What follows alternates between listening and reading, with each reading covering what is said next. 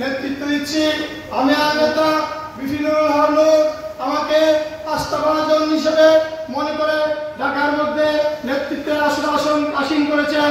আজকে হাটাজারিবাসী হিসেবে আপনাদেরকে সেই জায়গায় অবস্থান নিয়ে আপনাদেরকে আমার পাশে দাঁড়াইতে হবে। তার একটিমাত্র কারণ, এই দেশ এবং এই জনতাকে যদি নতুন বিপ্লবের স্বাদ গ্রহণ করতে হয়, এই নুরুল হক নূরের কোনো বিকল্প নেই। বিভিন্নুল হক নূর তার যে সংগ্রামী কথা 2018 সাল থেকে শুরু করেছেন। আমার ভাই মুন্না বলেছেন, আজকে যদি গণ অধিকার পরিষদ কথা বলা হয়, দেখা যায় অনেকে চিনতে পারে না। বিভিন্নুল হক নূরের দল বললে, বিভিন্নুল হক নূরের কথা বললে আজকে প্রত্যেকটা জনগণ, প্রত্যেকটা শিশু থেকে বৃদ্ধ জনতা তাকে চিনে এবং তার দলকে বিভিন্নুল হক নূরের দল হিসেবে চিনে। হ্যাঁ, আমরা তাকে ব্র্যান্ডিং হিসেবে নিয়ে এই দলকে কিভাবে মানুষের দোরগোড়ায় পৌঁছানো যায়, প্রত্যেকটি নারী পুরুষের কাছে এই দলের নামকে পৌঁছানো যায়, সেটা আমাদেরকে সচেষ্ট থাকতে হবে।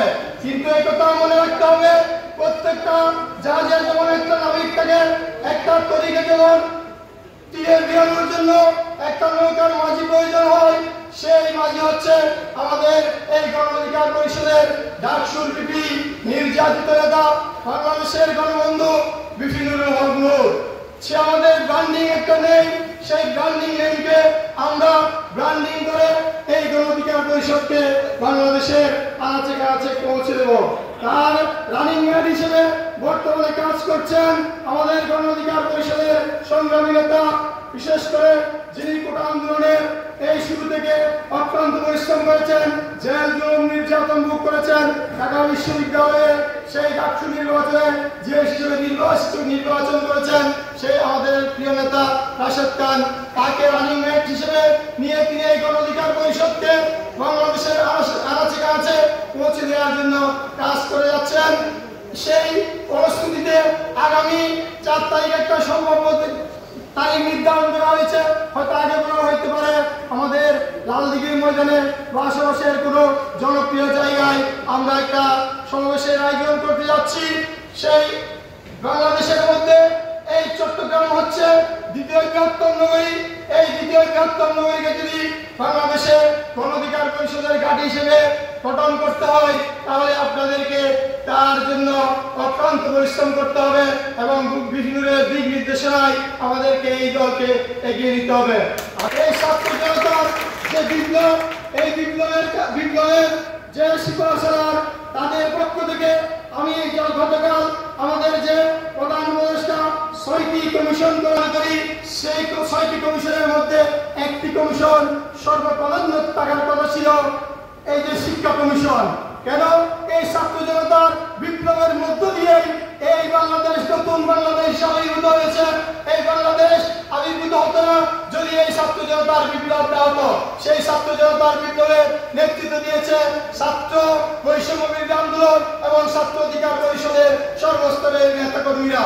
আমি আজকের এই প্রোগ্রাম থেকে আমি আমার বিশেষ করে তিনি আমাদের হাটাজারির কৃতি সন্তান, বাংলাদেশের অবিসংবাদিত নেতা হিসেবে আবির্ভূত হতে যাচ্ছেন সারা বিশ্বে, যাকে একভাবে চিনে ডক্টর ইউনূস হিসেবে, যার নামের সাথে বাংলাদেশের নাম ওতপ্রোত জড়িত। আজকে এই সভা থেকে আমি তাকেও অভিনন্দন এবং কৃতজ্ঞতা জানাচ্ছি। বাংলাদেশের এই ৫৩ বছরে বাংলাদেশ কখনো প্রধান উপদেষ্টা কিংবা প্রধানমন্ত্রীর এই পদ অলঙ্কৃত করতে পারে নাই। আজকে নোবেল লরিয়ট এই ডক্টর ইউনূসের মাধ্যমে আমরা হাটাজারিবাসী সেই গৌরব অর্জন করেছি।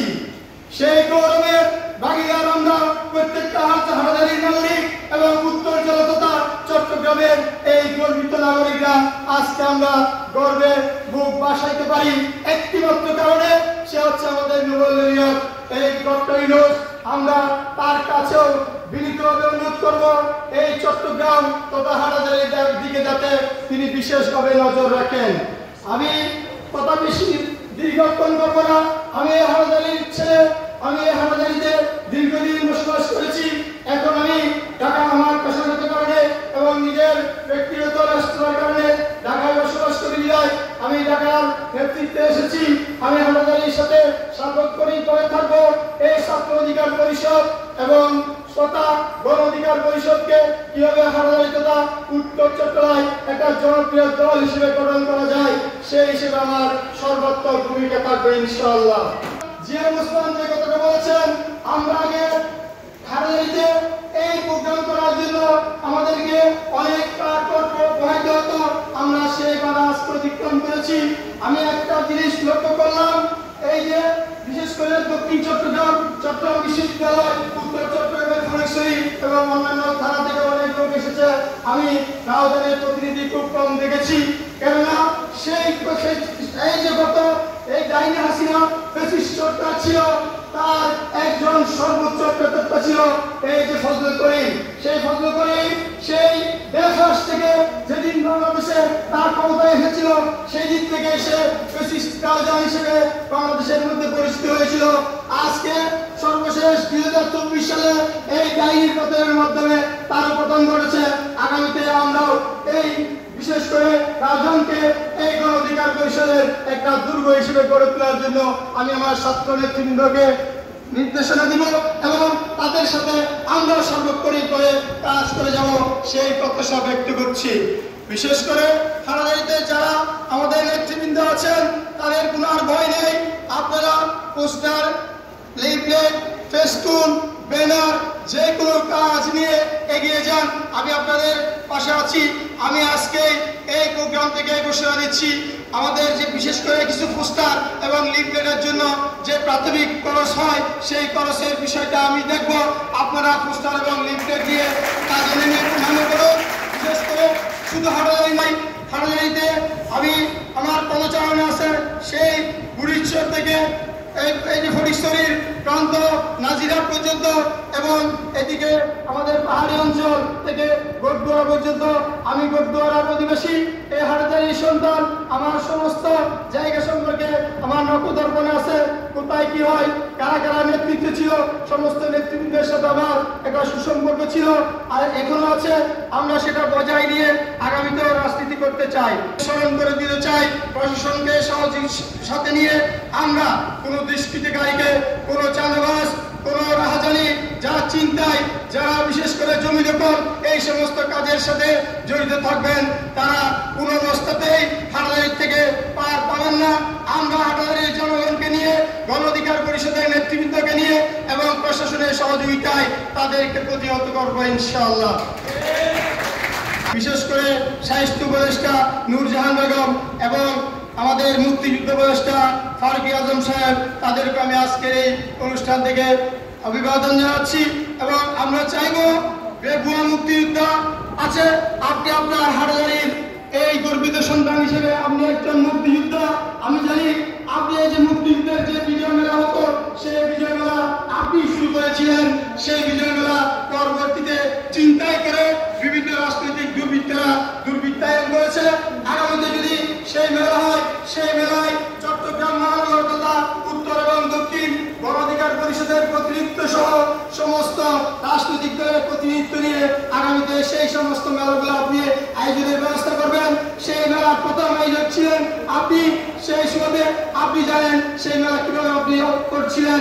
আমরা চাইবো আপনার হাটাদারি থেকে সেই ভুয়া মুক্তিযোদ্ধাদের তালিকা থেকে বাদ দিয়ে আপনি আপনার এই অগ্রযাত্রা শুরু করবেন। বাড়ির সন্তান, আপনি হাটাদারির নারী, আপনি হাটাদারির মা, সেই হাটাদারির নারী এবং মা হিসেবে আপনার হাটাদারি এই যে আমাদের স্বাস্থ্য কমপ্লেক্স আছে, এই স্বাস্থ্য কমপ্লেক্সে কি সুবিধা অসুবিধা আছে সেই সমস্ত বিষয় বিবেচনা করে আপনি প্রায়োরিটি ভিত্তিতে, ন্যায্যতার ভিত্তিতে হাটাদারি যাতে সেই সুবিধাগুলো পায় আপনি সেই দিকে নজর রাখবেন। আমি প্রধান উপদেষ্টাকে উদ্দেশ্য করে আরেকটি কথা বলতে চাই। প্রধান উপদেষ্টা সাহেব, আপনার দেশের সন্তান হিসেবে, আপনার এলাকার সন্তান হিসেবে সেই প্রথম 1 জানুয়ারি 2024-এ যেদিন আপনাকে এই যে বিশেষ করে এই শ্রম আদালতে এই যে পানি, আমি হাটাদারির সন্তান হিসেবে আমাদের আরো দুইটা হাটাদারির সন্তান ছিল, তার মাঝে একজন ছিল জসিমউদ্দিন, চট্টগ্রাম দক্ষিণ জেলার বাড়ি।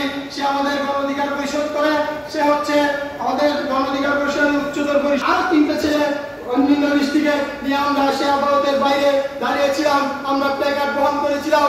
আমি সেদিন দ্রুত টানে ছুটে গিয়েছিলাম, আপনি আমাদের দেশের সন্তান, আপনি আমাদের গর্বিত সন্তান, আপনি বাংলাদেশকে রিপ্রেজেন্ট করেন সারা বিশ্বের বুকে। আমরা সেদিন আপনার আপনার পক্ষে দাঁড়িয়ে গেছিলাম শুধুমাত্র আপনি আমার হাটাদারির সন্তান হিসেবে, আমি হাটাদারির সন্তান হিসেবে সেই দিন একমাত্র হাটাদারির সন্তান হিসেবে আপনার পক্ষে দাঁড়িয়েছিলাম। আমরা চাই সেই হাটাদারিকে আপনি কোনো অবস্থাতে অবহেলিত দৃষ্টিতে দেখবেন না।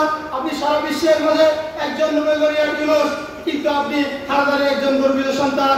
এই যে বিশেষ করে মধুরাঘাট বেড়িবাগ থেকে নিয়ে নাজিয়া পর্যন্ত এটার দুই পাশকে আপনি আলোকিত করে এটাকে একটা পর্যটন বিচ হিসেবে আখ্যায়িত করবেন। বিশেষ করে আমাদের বাড়িয়ারি থেকে যে রাস্তাটা মধুরাঘাট পর্যন্ত গেছে এটাকে কিভাবে 60 ফিট বা 80 ফিট 100 ফিট উন্নীত করে এটাকে উন্নয়ন করা যায়। বারকি আলম সাহেব তিনি আমাদের একজন উপদেষ্টা, সেই রাস্তাটাকে বিশেষ করে তেনার বাড়ির সামনে যে রাস্তাটা গেছে সেটাকে সীতাকুণ্ডুর সাথে কিভাবে সম্পৃক্ত করে এই হাটাদারিকে সারা বাংলাদেশের তথা বিশ্বের বৃহত্তম উন্নয়নের সাথে সম্পৃক্ত করা যায় এবং আরো দাবি নিয়ে আমাদের হাটাদারিবাসীরা আমরা কাজ করে যাব। আপনি আমাদেরকে সহযোগিতা করবেন। গভীর ভালোবাসা এবং আগামীতে আপনাদের সন্তান আমি যেহেতু ঢাকা মহানগরীতে নেতৃত্বে আছি, আপনাদের আমার 24টা থানা আছে আমার অধীনে এবং উত্তরে আছে 26টা থানা। এই 50টা থানার রিপ্রেজেন্টেটিভ করি আমরা। তার মাঝে আমি সরাসরি 24টা থানায় নেতৃত্ব করি। আমাদের হাটাদারি বা উত্তর চট্টগ্রাম বা বৃহত্তর চট্টগ্রামে যে সমস্ত সন্তানরা ঢাকার মধ্যে আছে তাদেরকে আমার সাথে কাজ করার জন্য আপনারা উদ্বুদ্ধ করবেন, সহযোগিতা করবেন। তাদেরকে আমরা কিভাবে ওই যে ঢাকার মধ্যে আমাদের তাদের নেতৃত্বের মধ্যে নিয়ে আসতে পারি এবং তাদেরকে সহযোগিতা করে আমরা একজন জাতীয় পর্যায়ে নেতৃত্ব সৃষ্টি করার জন্য এই হাটাদারিবাসীর একজন সন্তান হিসেবে আমিও কাজ করতে পারি, সেই জন্য আপনাদের প্রতি উদাত্ত আহ্বান জানাচ্ছি।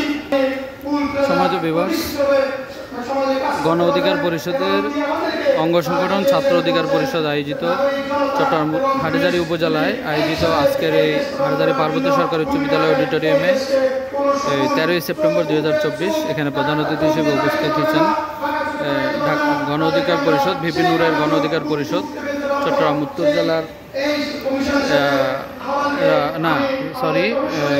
ঢাকা মহানগর দক্ষিণের সভাপতি হাটাজারী কৃতি সন্তান জনাব অ্যাডভোকেট মোহাম্মদ নাজিম উদ্দিন। তিনি এখন প্রধান অতিথির সমাপনী বক্তব্য রাখছেন। যুব অধিকার পরিষদের নেতৃবৃন্দকে নিয়ে এবং অন্যান্য রাজনৈতিক দলের নেতৃবৃন্দ নিয়ে আমরা নাগরিক পরিষদ গঠন করে নাগরিক পরিষদের মাধ্যমে প্রশাসনের মাধ্যমে আপনারা যৌথ প্রযোজনায় যৌথ ব্যবস্থাপনায় এই হাটাদারিকে এবং উত্তর চট্টগ্রামে একটা শান্তি নগরীতে পরিণত করবেন সে আশাবাদ ব্যক্ত করে আমি আমার বক্তব্য শেষ করছি। খুদা হাফেজ। আসসালামু আলাইকুম।